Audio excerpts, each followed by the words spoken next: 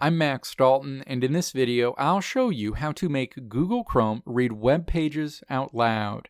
And to be clear, you can only do this on the Google Chrome desktop application, and you can't do it on the Google Chrome mobile app. Step 1. Open Google Chrome on a desktop computer and then navigate to the web page you want Google Chrome to read to you. Step 2. Right-click in an open area on this screen to open a menu and then click Open in Reading Mode.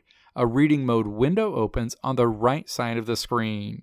Step 3. Click Play to have Google Chrome read this web page to you.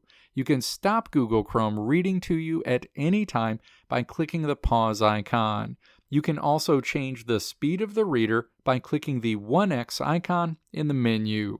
Let me know if this video helped you out in the comments below. If you liked what you saw here, click the video links on the right side of the screen to check out another video, or click the logo on the left side of the screen to check out my tutorial website at www.maxdalton.how.